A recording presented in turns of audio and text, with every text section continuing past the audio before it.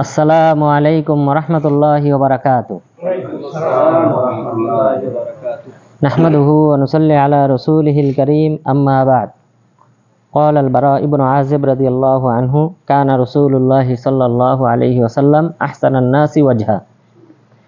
আজকে আমাদের আলোচ্য বিষয় বিগত আলোচ্য বিষয়ের মতোই রাসূল সাল্লাল্লাহু আলাইহি ওয়াসাল্লামের আকৃতি, শারীরিক যে গঠন, সেই গঠনের কিছু অঙ্গ প্রত্যঙ্গ, বিশেষ করে চেহারা এবং সেই সাথে আনুষঙ্গিক আরও কয়েকটা অঙ্গ প্রত্যঙ্গ কেমন ছিল সেই বিষয়ে আলোচনা। বারা ইবনে আযিব রাদিয়াল্লাহু আনহু তিনি বলেন, হাদিসটি সহিহ বুখারী এবং মুসলিমের, কানা রাসূলুল্লাহ সাল্লাল্লাহু আলাইহি ওয়াসাল্লাম আহসানান নাসি ওয়াজহা ওয়া আহসানাহু খলকা, যে রাসূল সাল্লাল্লাহু আলাইহি ওয়াসাল্লাম তিনি ছিলেন চেহারার দিক থেকে সর্বোত্তম চেহারার অধিকারী এবং সৃষ্টিগত দিক থেকে উত্তম সৃষ্টির অন্তর্ভুক্ত। তাহলে সৃষ্টির দিক থেকে এবং চেহারার দিক থেকে তিনি ছিলেন সবার চেয়ে উত্তম। লাইসা বিত্তাবিলিল বাইন ওয়ালা বিল কাসির, তিনি একদম সিফসিফে লম্বাও ছিলেন না, আবার এবং অধিক খাটাও ছিলেন না, বরং তিনি কেমন ছিলেন? মারবুআ, তিনি ছিলেন মিডিয়াম গঠনের। এরপর বাইদা মা বাইনাল মানকিবাইন, তার কাঁধ ছিল কি? চওড়া। এক কাঁধ থেকে আরেক কাঁধ এর মাঝে দূরত্ব ছিল, অর্থাৎ তিনি কি ছিলেন? চওড়া বডির অধিকারী ছিলেন। তার দুই কাঁধ, এক কাঁধ থেকে আরেক কাঁধের দূরত্ব ছিল, অর্থাৎ চওড়া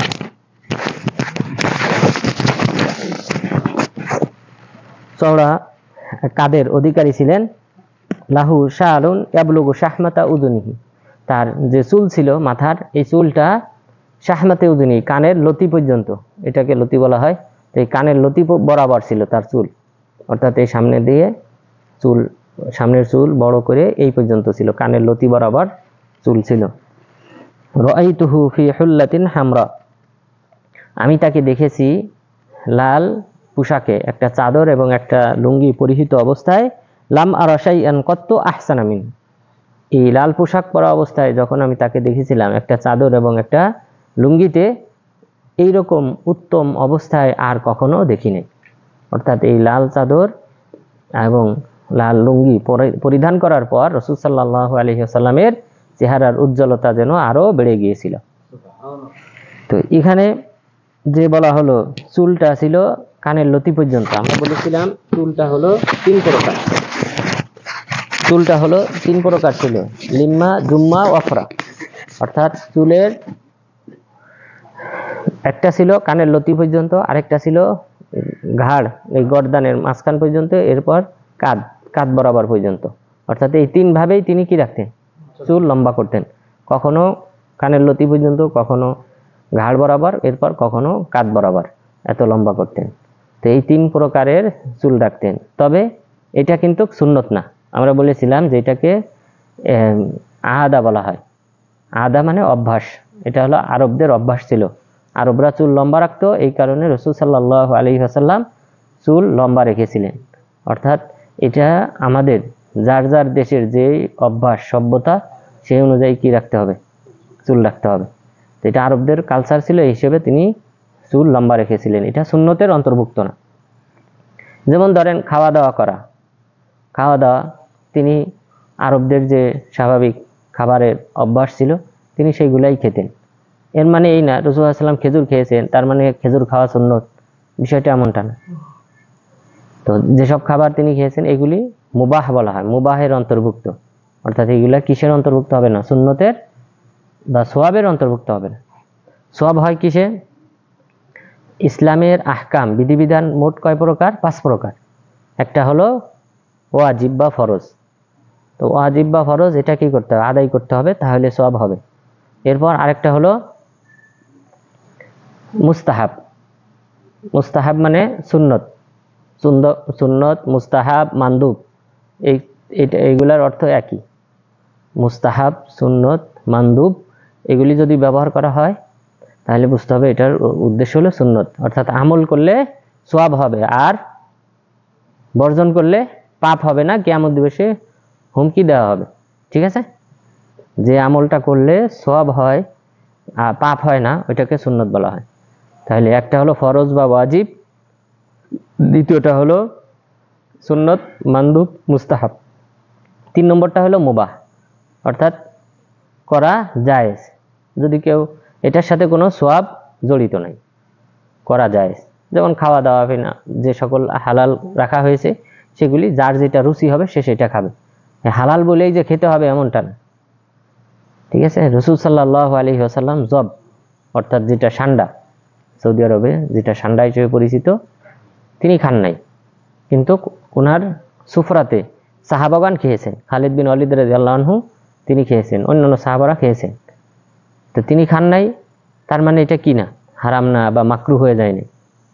তিনি বলছেন যে এটা আমাদের অভ্যাস ছিল না, অর্থাৎ আমরা যে মক্কাবাসী, আমাদের এখানে এটা খাওয়ার কোনো প্রচলন নাই, কিন্তু মদিনাবাসী কি করতো, খেত। তো রাসূল সাল্লাল্লাহু আলাইহি সাল্লাম তিনি খান নাই, কিন্তু প্রাণীটা খাওয়া হালাল, তিনি খান নাই। তো যার এটাকে বলা হয় মুবাহ, অর্থাৎ যার রুচি হবে সে খাবে, যার রুচি হবে না সে খাবে না, এটাই স্বাভাবিক। তাহলে খাবার ইত্যাদি, তাহলে এগুলোর সাথে কি জড়িত না, সওয়াব জড়িত না। এরপর আরেকটা হলো হারাম, যেটা কোরআন হাদিসে নিষেধ করে দেওয়া হয়েছে। শূকর খাওয়া হারাম, মৃত প্রাণী খাওয়া হারাম, যদি কোনো প্রাণী পাহাড় থেকে পড়ে মারা যায় সেই প্রাণী খাওয়া হারাম, যদি কেউ লাঠি দিয়ে পিটিয়ে হত্যা করে সেই প্রাণী খাওয়া হারাম। এরপর যদি হিংস্র প্রাণী কোনো প্রাণী খায় তাহলে সেটা খাওয়া হারাম, বাকি অংশ যেটুক থাকবে ওটা খাওয়া হারাম। তো এইভাবে আল্লাহ তাআলা কোরআনে হালাল হারাম বর্ণনা করে দিয়েছে, যেটা হারাম বলেছেন সেটাই হারাম হিসেবে বিবেচিত এবং সেটা থেকে দূরে থাকতে হবে। এই দূরে থাকা, এটা বর্জন করাও সওয়াব। তাহলে হারাম কাজ যদি কেউ পরিহার করে, বর্জন করে, যে যত পাপের কাজ আছে সবগুলি হারাম, তো এই হারাম কাজ যদি কেউ পরিহার করে তাহলে তার আমলনামায় সওয়াব লেখা হবে। তাহলে এটার সাথেও সওয়াব জড়িত, পরিত্যাগ করার মাধ্যমে সওয়াব অর্জন। আর এরপর মাকরুহ, মাকরুহ মানে যেটা উত্তম না, যে কাজ করাটা উত্তম না, পরিহার করা ভালো, তবে কেউ যদি পরিহার না করে তাহলে পাপ হবে না, এটাকে বলা হয় মাকরুহ। অর্থাৎ মুবাহটা যেমন ওখানে কোনো সওয়াব জড়িত না, মাকরুহটার ক্ষেত্রে হলো যে না করা উত্তম, আল্লাহ পছন্দ করেন না যে মানুষ এই মাকরুহ কাজ করুক, কিন্তু কেউ যদি করে এতে পাপ হবে না। যেমন পেঁয়াজ খাওয়া, কাঁচা পেঁয়াজ, তারপর কাঁচা রসুন খাওয়া মাকরুহ, এটাকে মসজিদে আসা নিষেধ, কিন্তু কেউ যদি খায় কাঁচা পেঁয়াজ, কাঁচা রসুন, পাপ হবে না। তাহলে এটা হলো মাকরুহ। তাহলে ইসলামী বিধিবিধানের হুকুম হলো কত প্রকার? 5 প্রকার। তো এই যে চুল বড় করা, ছোট করা, এটা মুবাহর অন্তর্ভুক্ত, অর্থাৎ আপনি বড় রাখতে পারেন, ছোট রাখতে পারেন, যখন যে অঞ্চলের কালচার সেই অনুযায়ী আপনি চুল রাখতে পারবেন। কিন্তু চুল কাটার ক্ষেত্রে, যে টাক হওয়ার ক্ষেত্রে এখান থেকে একটু ওখান থেকে একটু, এটা নিষেধের অন্তর্ভুক্ত, এটাকে কস বলা হয়। রাসূল সাল্লাল্লাহু আলাইহি সাল্লাম এক বালককে দেখলেন যে বিভিন্ন জায়গা থেকে কি করছে, চুল কেটেছে, পুরা মাথা থেকে কাটেনি, তখন তিনি বললেন, নিষেধ করলেন এটা করতে। তাহলে এটা নিষিদ্ধ, তাহলে এটা পরিহার করলে কি হবে, সওয়াব হবে। তাহলে চুল বড় রাখার মাধ্যমে সওয়াব হবে না, এটা আরবদের কালচার হিসেবে তিনি দেখেছিলেন। এরপর চুলের ক্ষেত্রে আরেকটা বিধান, যেটা হলো চুল সিঁথি করা। ডানে মাঝখানে কি করতেন, রাসূল সাল্লাল্লাহু আলাইহি সাল্লাম মাঝখানে সিঁথি করতেন, এটা আরবদের অভ্যাস ছিল। মক্কার মুশরিকরা বা আরবরা তারা কি করতো, মাঝখানে সিঁথি করতো, আর ইহুদিরা তারা কি করতো, এক পাশে, হয় ডান পাশে সিঁথি করতো অথবা বাম পাশে সিঁথি করতো। কিন্তু আরবরা, মুশরিকরা যারা ছিল, তারা কি করতো, মাথার মাঝখানে সিঁথি করতো, 2 পাশে চুল দিত। তো রাসূল সাল্লাল্লাহু আলাইহি সাল্লাম এটাই করতেন। কিন্তু এইগুলা হলো মুবাহের অন্তর্ভুক্ত, অর্থাৎ সুন্নতের অন্তর্ভুক্ত হবে না, যেহেতু এটা কালচার, তখনকার যে কালচার ছিল সেই অনুযায়ী তিনি করেছেন। এরপর আজকের দার্সে আমরা বিশেষ করে যেটা নিয়ে আলোচনা করব বা যেটা আলোচনা হবে সেটা হলো রাসূল সাল্লাল্লাহু আলাইহি ওয়াসাল্লামের চেহারা মোবারক। আমরা কিছু সিফাত গত সপ্তাহে জেনেছি, আজকেও ইনশাআল্লাহ আরো কিছু বিষয় জানবো। তো জাবের বিন সামুরা রাদিয়াল্লাহু আনহু তিনি বলেন, এটা সহিহ মুসলিমের হাদিস, কানা রাসূলুল্লাহ সাল্লাল্লাহু আলাইহি ওয়াসাল্লাম জলি আল ফাম, রাসূল সাল্লাল্লাহু আলাইহি ওয়াসাল্লামের চেহারা ছিল জলি, এর অর্থগুলো পরে আসতেছে। এরপর আশকালাল আইনাইন, তার চোখের বর্ণনা এসেছে। মানহুসাল আকিবাইন, তার পায়ের দুই পায়ের গোড়ালি পিছনের যে অংশ, এটার বর্ণনা এসেছে। শুআবা রাহিমাহুল্লাহ তিনি বলেন, সিমাক রাহিমাহুল্লাহকে অর্থাৎ হাদিসের বর্ণনাকারী সিমাক তাকে আমি জিজ্ঞাসা করলাম, মা জলিউল ফাম, যে রাসূল সাল্লাল্লাহু আলাইহি সাল্লামের চেহারা যে ছিল, মুখটা ছিল জলিউল ফাম, এর অর্থ কি? তখন তিনি বললেন আযীমুল ফাম, তার মুখটা ছিল বড়। তাহলে চিকন না, রাসূল সাল্লাল্লাহু আলাইহি সাল্লামের মুখটা ছিল গোলাকৃতির এবং আজিম বলা হয়েছে অর্থাৎ বড়। এরপরে বললেন কুলতু মা আশকালুল আইনাইন, তার চেহারার ক্ষেত্রে যে বলা হলো আশকালুল আইনাইন, তার চোখের বর্ণনা দেওয়া হয়েছে, তো এটার অর্থ কি? তখন তিনি বললেন তবিলু শাক্কিল আইন, চোখের যে কৌটা আছে এটা ছিল বড়, তাহলে তিনি ডাগর বিশিষ্ট চোখের অধিকারী ছিলেন। তা যদি ছোট চোখ চীনাদের মতো স্বপ্নে যদি দেখেন, কোনো এক ব্যক্তি স্বপ্নে এসে বলতেছে চীনাদের মতো ছোট চোখ, বলতেছে আমি নবী, বুঝবেন যে এটা শয়তান আপনাকে ধোঁকাগ্রস্ত করতেছে। তাহলে রাসূল সাল্লাল্লাহু আলাইহি সাল্লামের চোখ ছিল বড়। এরপরে মানহুসুল আকিব হাদিসে যে বলা হলো, এটার অর্থ কি? তখন তিনি বললেন কলিলুল লাহমিল আকিব, রাসূল সাল্লাল্লাহু আলাইহি সাল্লামের এই পিছন, এই যে পায়ের গোড়ালির পিছন অংশ, এটা ছিল খফিফুল লাহম, হালকা গোশত বিশিষ্ট, অর্থাৎ এটা প্রশস্ত ছিল না, এটা হালকা চিকন ছিল, কম গোশত বিশিষ্ট ছিল। এখন আশকালুল আইনাইন যেটা আমরা বললাম যে চোখের কৌটা যেটা, এটা ছিল বড়, অর্থাৎ ডাগর বিশিষ্ট চোখের অধিকারী ছিলেন।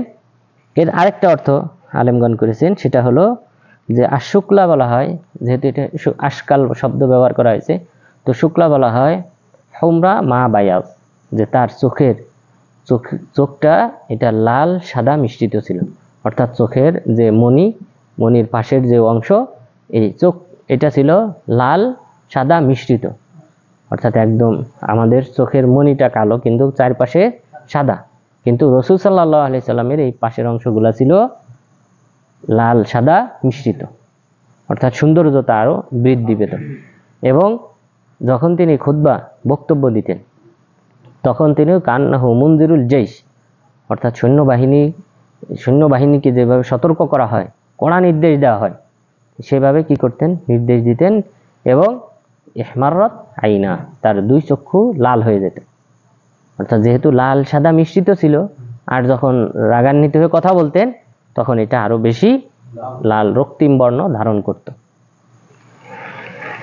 তাহলে আমরা এখানে তিনটা বিষয়ের গুণাগুণ পেলাম। একটা হলো চেহারা, মুখমণ্ডল, এটা ছিল প্রশস্ত, অর্থাৎ তিনি চিকন চেহারার অধিকারী ছিলেন না, বরং গোলাকৃতির প্রশস্ত চেহারার অধিকারী ছিলেন।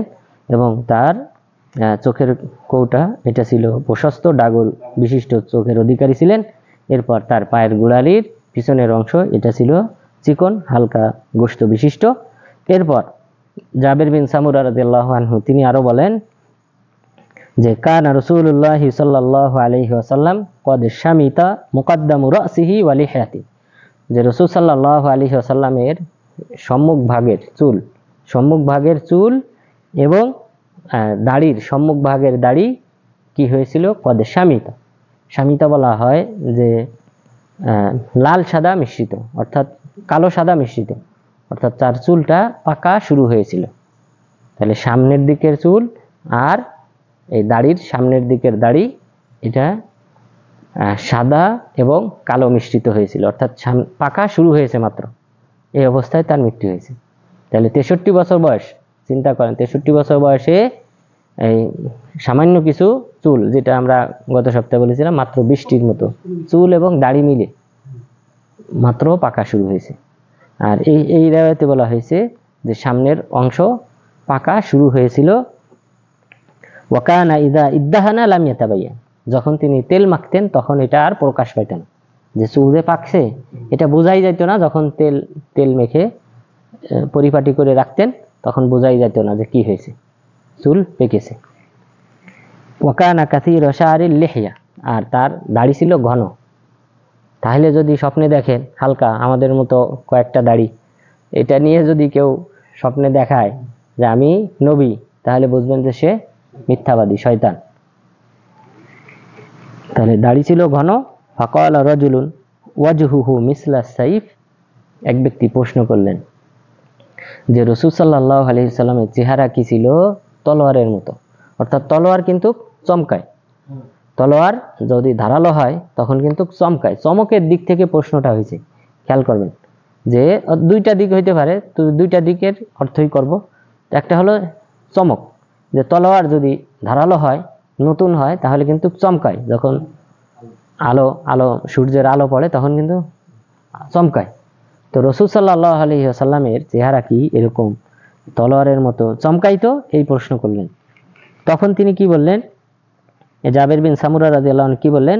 বাল কানা মিসলা শামসি ওয়াল কমার, বরং তার চেহারা ছিল সূর্যের মতো এবং চন্দ্রের মতো উজ্জ্বল। অর্থাৎ সূর্যের আলো পড়লে তলোয়ার যে একটা ঝলক মারে এরকম না, বরং সর্বদাই ঝলমলে ছিল। চন্দ্র সূর্য যেমন ভাবে সর্বদাই ঝলমলে, অনুরূপ রাসূল সাল্লাল্লাহু আলাইহি ওয়াসাল্লামের চেহারাও সর্বদা ঝলমলে ছিল। তাহলে উজ্জ্বল চেহারার অধিকারী ছিল। ওয়াকানা মুস্তাদিরা, এই যে এটা আগের অর্থের সাথে মিল। ওয়াকানা মুস্তাদিরা, তিনি গোল চেহারার অধিকারী ছিলেন। তাহলে গোলাকৃতির চেহারা, অর্থাৎ লম্বা লম্বাটে না, চেহারাটা লম্বা ধরনের না, বরং তার ছিল গোলাকৃতির চেহারা। ওয়ারাইতুল খাতাম ইনদা কাতিফি মিসলা বাইদাতিল হামামা, আর আমি তার কাঁধে, এটা ছিল বাম পাশের কাঁধে, বাম পাশের এই কাঁধের এখানে আমি দেখেছি একটা মাংসপিণ্ড, যেটা কবুতরের ডিমের মতো। অর্থাৎ খতাম, মোহর, শেষ নবীর আলামত হলো যে তার শরীরে একটা মোহর থাকবে, নবুয়তের যে তিনি সর্বশেষ নবী, এটার আলামত হিসেবে একটা মোহর থাকবে। তো সেই মোহরের চিহ্নটা ছিল তার কাঁধের বাম কাঁধে একটা মাংস টুকরা, অতিরিক্ত একটা মাংস টুকরা ছিল, যেটা কবুতরের ডিমের মতো ছিল। এতটুক বড় বিশিষ্ট একটা কবুতরের ডিমের মতো অতিরিক্ত একটা মাংস পিণ্ড ছিল, যেটা ছিল নবুয়তের মোহর। যে এটা তিনি, এই মোহর যার মধ্যে থাকবে বোঝা যাবে তিনিই হলেন সর্বশেষ নবী, এরপরে আর কোনো নবী আসবে না।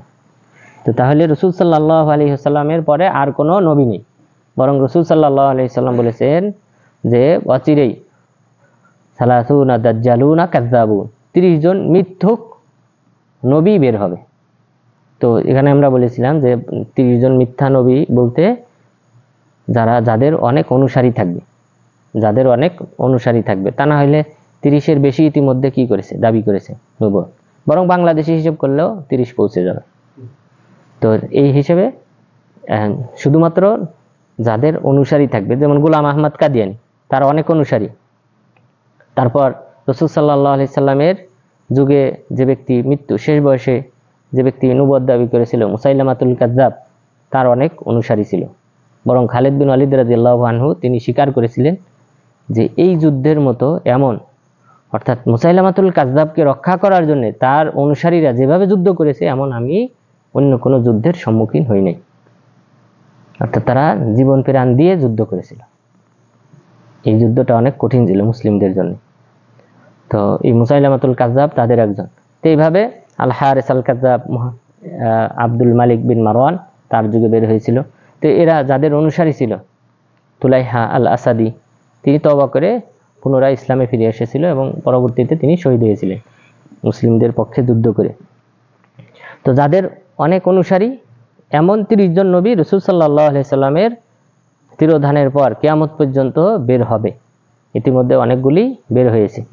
তো এখানে আমাদের ঈমান রাখতে হবে যে আল্লাহ তাআলা রাসূল সাল্লাল্লাহু আলাইহি সাল্লামকে সর্বশেষ নবী হিসেবে পাঠিয়েছেন।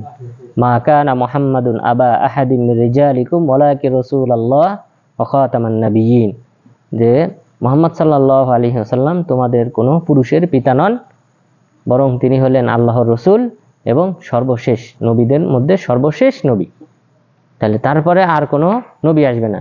আর রাসূল সাল্লাল্লাহু আলাইহি সাল্লামের একটা নাম, সেটার অর্থই হলো তারপরে আর কোনো নবী নাই। সেই নামটা কি? আকিব বিলবা, আকিব, মানে যার পরে আর কোনো নবী নেই।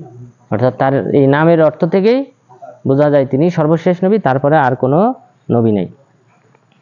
তাহলে আমরা এই আলামতটা আমরা জানলাম যে নবুয়তের মোহর যে অঙ্কিত ছিল, সেই মোহরের আয়তনটা ছিল একটা কবুতরের ডিমের মতো অতিরিক্ত একটা মাংসপিণ্ড।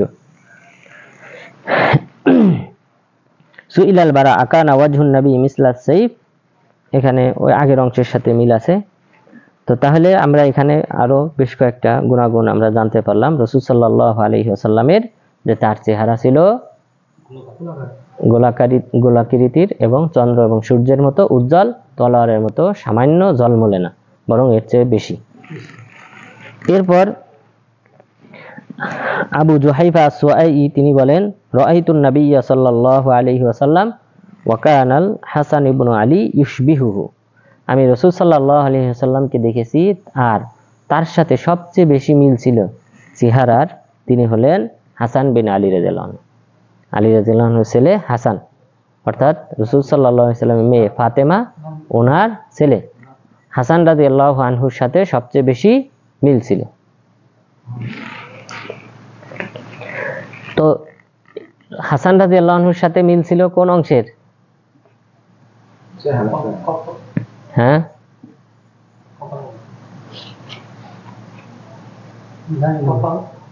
হাসান রাদিয়াল্লাহু আনহুর সাথে মিল ছিল শরীরের নিচের অংশের, বডি। আর হুসাইন রাদিয়াল্লাহু আনহুর সাথে মিল ছিল চেহারার। আর হাসান আল বাসরি আর সাহাবীদের মধ্যে রাসূল সাল্লাল্লাহু আলাইহি সাল্লামের চেহারার সাথে মিল ছিল আব্দুল্লাহ ইবনে মাসউদ রাদিয়াল্লাহু আনহু।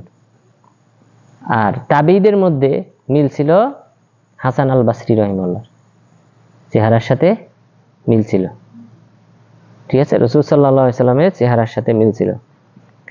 আর সাহাবাদের মধ্যে জাফর বিন আবি তালেব, রাসূল সাল্লাল্লাহু আলাইহি সাল্লামের চাচাতো ভাই জাফর, তার সাথেও বড় মিল ছিল চেহারা। তাহলে হাসান রাদিয়াল্লাহু আনহুর মিল ছিল, হুসাইন রাদিয়াল্লাহু আনহু মিল ছিল, তারপর চাচাতো ভাই জাফর বিন আবি তালেব রাদিয়াল্লাহু আনহুর সাথে মিল ছিল, এরপর আব্দুল্লাহ ইবনে মাসউদ রাদিয়াল্লাহু আনহুর সাথে রাসূল সাল্লাল্লাহু আলাইহি সাল্লামের চেহারার মিল ছিল। তাবেঈদের মধ্যে কার সাথে মিল ছিল? হাসান আল বাসরি, ওনার চেহারা মিল ছিল। তাহলে আমরা রাসূল সাল্লাল্লাহু আলাইহি সাল্লামের চেহারা জানলাম এবং তিনি তুলনা করেছেন যে হাসান বিন আলী রাদিয়াল্লাহু আনহুর সাথে মিল ছিল।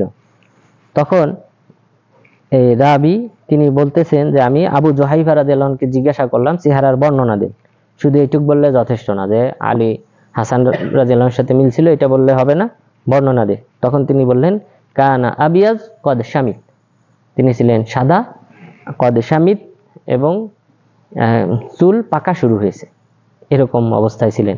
যখন তিনি মারা যান তখন চুল পাকা শুরু হয়েছে। তাহলে আবিয়াজ এখানে সাদা বলা হয়েছে, কিন্তু আমরা আগের দার্সে জানলাম যে তার গায়ের রং কি কেমন ছিল? সাদা এবং লাল মিশ্রিত ছিল। ওয়ারাআইতু বায়াদাম মিন তাহতি শাফাতিহি সুফলা আল আনফাকা, আমি তার চুল সাদা দেখেছি এই ঠোঁটের নিচে, অর্থাৎ এই ঠোঁটের নিচের যে অংশ এখানকার দাড়ি কয়েকটা আমি পাকা দেখেছি।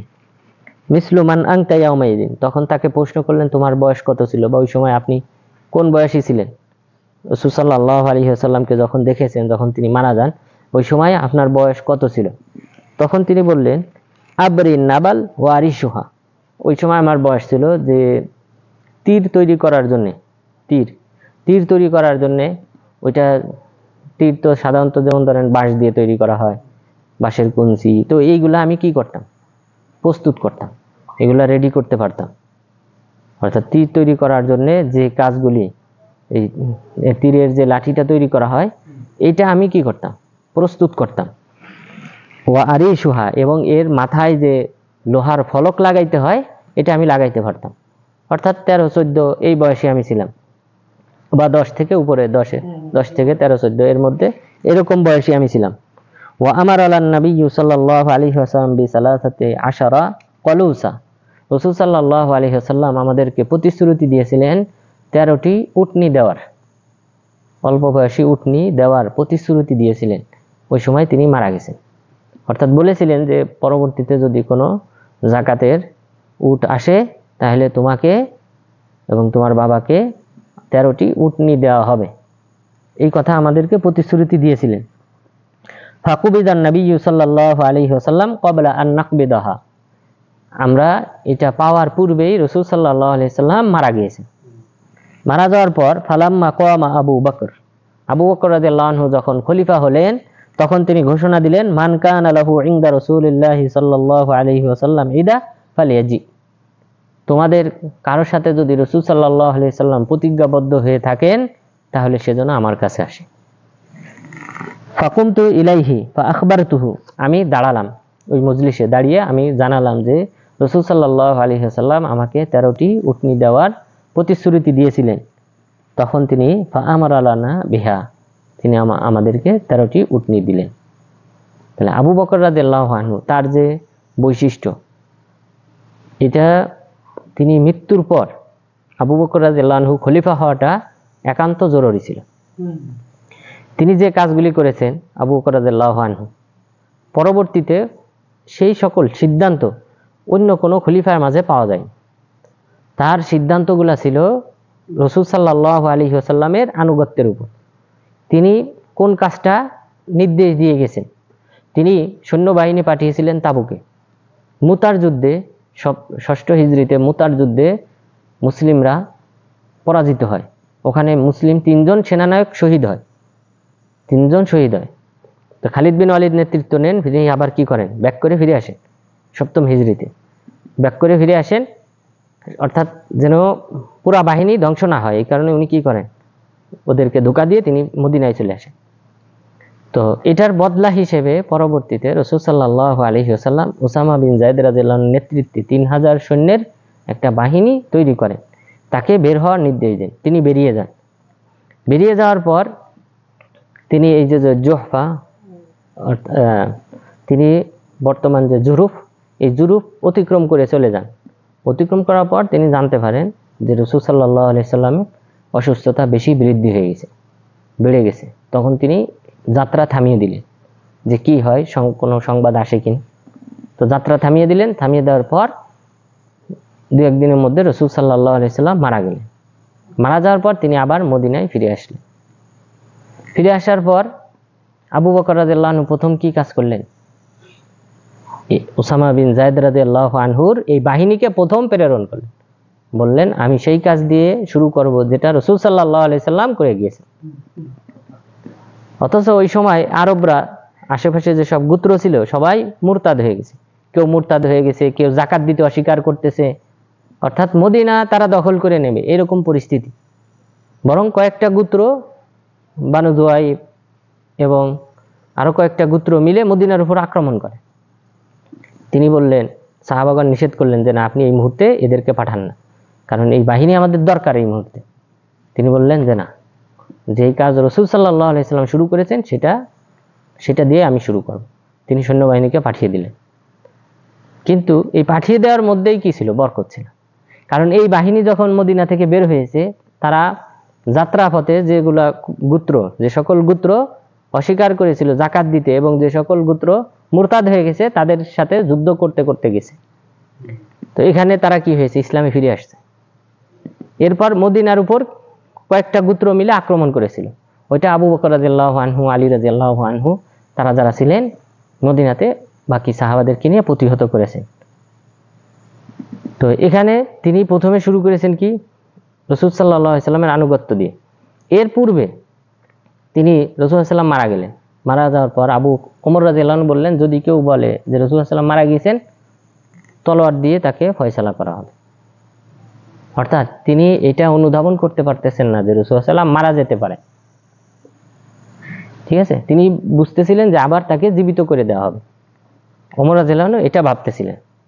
উসমান রাদিয়াল্লাহু আনহুর অবস্থা এমন হয়েছিল যে তিনি এই মৃত্যুর সংবাদ পাওয়ার পর যেখানে ছিলেন ওখানে এইভাবেই বসেছিলেন। তিনি আর নড়াচড়া কোনো কিছু করতে পারেন নাই। তাকে কয়েকজন ধরে নিয়ে তার বাসায় রেখে আসছে। অর্থাৎ মৃত্যুর এমন সংবাদটা পেয়ে সবাই মর্মাহত ছিলেন। কিন্তু আবু বকর রাদিয়াল্লাহু আনহু ভিন্ন। তিনি সোনহা নামক স্থানে, বর্তমান যে আওয়ালি,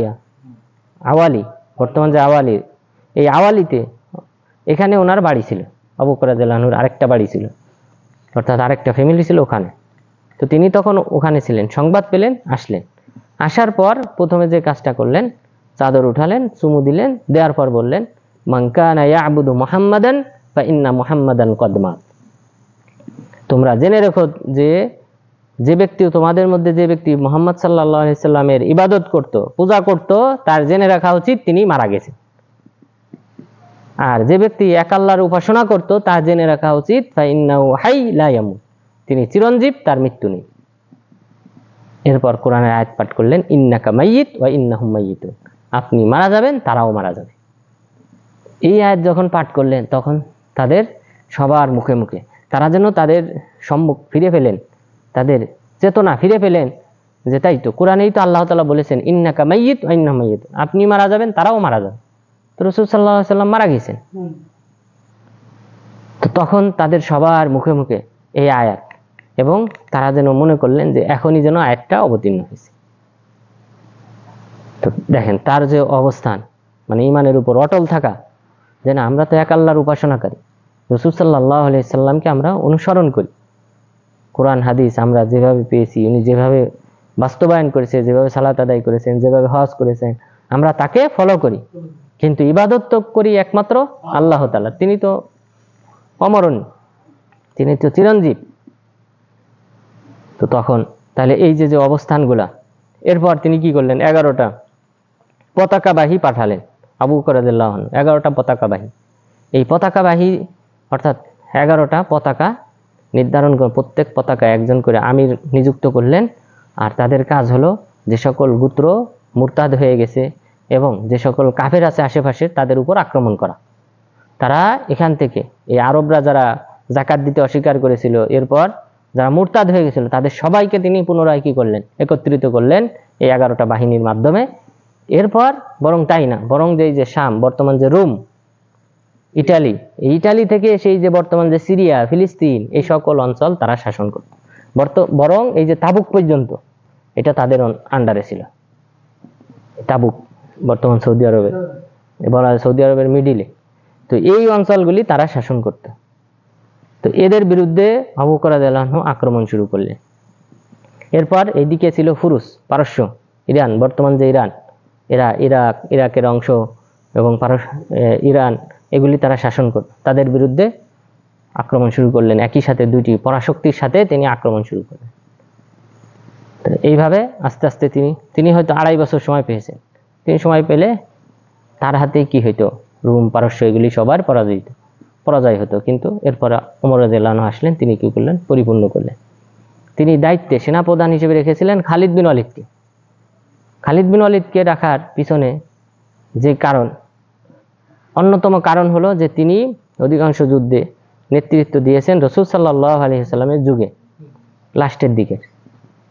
তো সেই হিসেবে তিনি তাকে কি করতেন, এবং বুঝতে পেরেছেন তার মধ্যে যে বুদ্ধিমত্তা আছে, এটা অন্যদের মধ্যে নাই।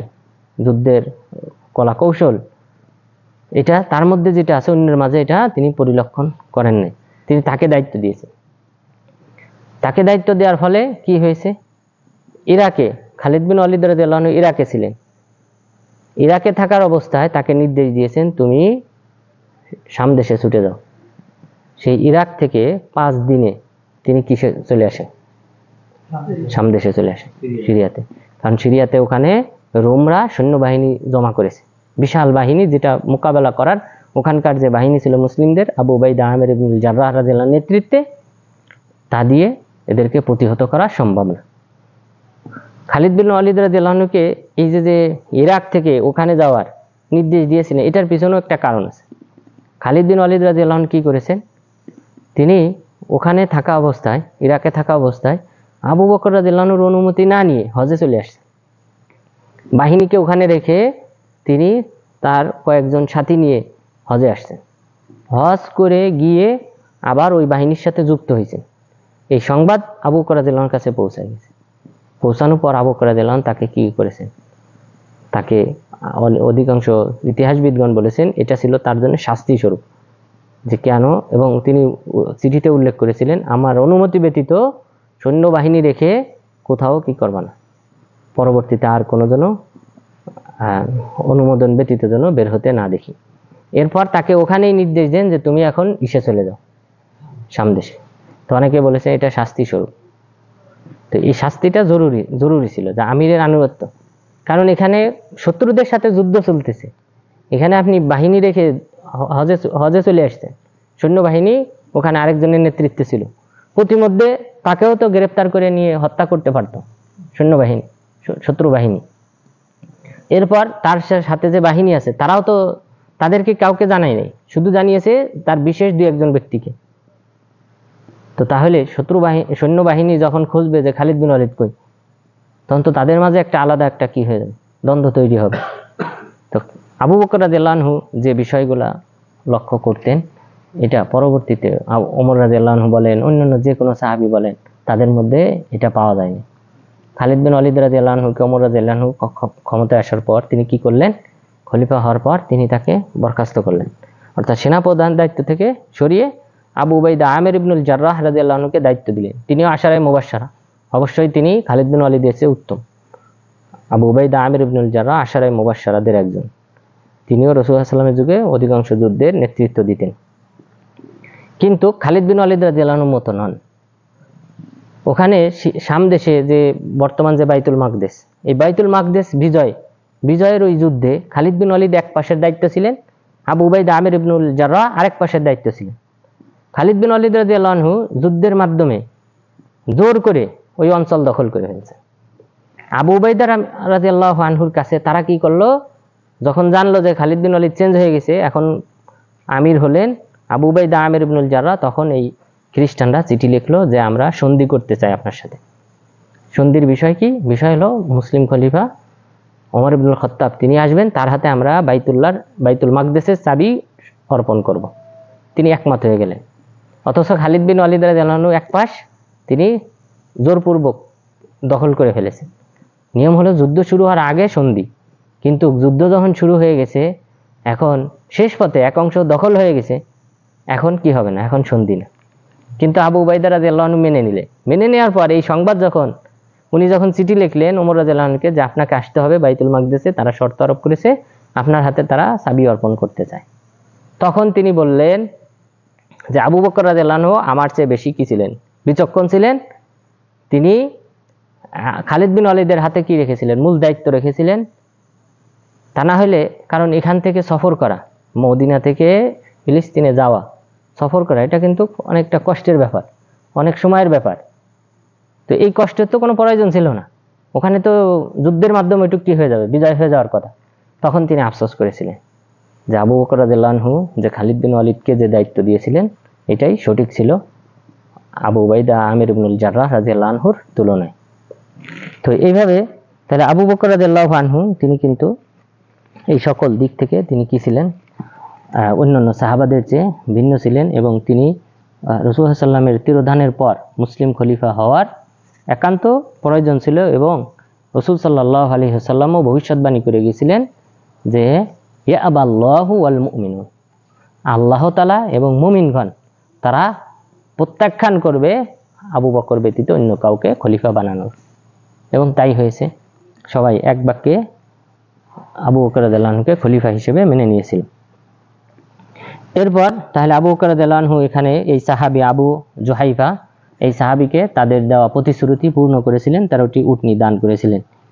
এরপর পরবর্তী আরেকটা হাদিসে রাসূল সাল্লাল্লাহু আলাইহি ওয়াসাল্লামের সিফাত সম্পর্কে আবু তুফাইল এই সাহাবী হলো সর্বশেষ মৃত সাহাবী, নাম মনে রাখবেন। আবু তুফাইল আমির ইবনু ওয়াসিলাতা আল-লাইসি, এই সাহাবী সর্বশেষ মারা গিয়েছিলেন সাহাবাদের মধ্যে 110 হিজরিতে। এটা 110 হিজরিতে তিনি মারা গেছেন, তিনি সর্বশেষ সাহাবী, এর আগে বাকি সকল সাহাবী মারা গিয়েছেন। তো এই সাহাবী বলতেছেন যে রাসূল সাল্লাল্লাহু আলাইহি ওয়াসাল্লাম তার চেহারা কেমন ছিল, যে ওয়ামা আলা ওয়াজহিল আরদি আলিয়াম রাজুলুন রাআহু গায়রি, যে পৃথিবীতে রাসূল সাল্লাল্লাহু আলাইহি ওয়াসাল্লামকে দেখেছে এমন কেউ আর জীবিত নাই। অর্থাৎ তাহলে তিনি এই ঘটনাটা বলতেছিলেন 100 হিজরির পরে, কারণ 100 হিজরির আগেই বাকি সকল সাহাবী মারা গিয়েছে, উনি শুধু 110 পর্যন্ত জীবিত ছিলেন। তিনি বলতেছেন আমি রাসূল সাল্লাল্লাহু আলাইহি ওয়াসাল্লামকে দেখেছি, আর আমার এখন পৃথিবীতে আর কেউ জীবিত নাই যে রাসূল সাল্লাল্লাহু আলাইহি ওয়াসাল্লামকে দেখেছে। তখন জুরাইরি তিনি বললেন ফাকাইফা রাআইতাহু, তা আপনি কেমন দেখেছিলেন? তা সাহাবাদের মধ্যে, তাবিদের মধ্যে একটা আগ্রহ ছিল রাসূল সাল্লাল্লাহু আলাইহি সাল্লামকে সম্পর্কে জানা। কিভাবে তারা এত সূক্ষ্মভাবে বর্ণনা দিতেছেন যে তার পায়ের গোড়ালি এমন ছিল, পায়ের পাতা এমন ছিল, হাতের তালু এমন ছিল, তারপর চোখের যে কৌটা এটা কেমন ছিল, তারপর দাড়ি কয়টা দাড়ি গণনা করে, 20টা দাড়ি গণনা করে বলতেছে তারা। তাহলে এই যে এত সুন্দরভাবে তারা ফলো করত, অনুসরণ করত, তো এই আগ্রহটা তাবিদের মধ্যেও ছিল। তিনি বললেন কানা আবিয়াজ মালিহান মুকাসসাদা, যে রাসূল সাল্লাল্লাহু আলাইহি ওয়াসাল্লাম ছিলেন মিডিয়াম সাইজের, অর্থাৎ লাল সুন্দর বিশিষ্ট আর মধ্যম সাইজের, অর্থাৎ তার শরীর একদম বেশি মোটাও ছিল না, আবার চিকনও ছিল না, আবার একদম বেশি চিপচিপে লম্বাও ছিলেন না, আবার খাটোও ছিলেন না, বরং তিনি ছিলেন মুকাসসাদা, মিডিয়াম সাইজের। তাহলে আজকে এই পর্যন্তই আজকে আমাদের আলোচনা। তাহলে আজকে আলোচনায় আমরা রাসূল সাল্লাল্লাহু আলাইহি ওয়াসাল্লামের বেশ কয়েকটি চেহারা সংক্রান্ত বর্ণনা পেলাম। তার মধ্যে অন্যতম হলো তার চোখের কৌটা কেমন ছিল, এরপর তার চেহারা কেমন ছিল, এরপর তার পায়ের গোড়ালি পিছনের অংশ কেমন ছিল, চুলের সম্মুখ ভাগ কেমন ছিল, এরপর তার চেহারা কেমন ছিল, তার চেহারাটা ছিল চন্দ্র এবং সূর্যের মতো উজ্জ্বল। তাহলে আল্লাহ তাআলা যেন আমাদের সবাইকে রাসূল সাল্লাল্লাহু আলাইহি ওয়াসাল্লাম সম্পর্কে জেনে এবং তাকে অনুসরণ করার মাধ্যমে, তার আনুগত্য করার মাধ্যমে ইহকালীন পরকালীন সফলতা অর্জন করার তৌফিক দান করেন। আমিন। আকুলু কওলি হাযা আস্তাগফিরুল্লাহ লি ওয়া লাকুম ওয়া লিসাইরিল মুসলিমিন। কারো কোনো প্রশ্ন থাকলে? আমার একটা প্রশ্ন হলো, ওই কিছু কিছু লোকে বলে বিড়ি সিগারেট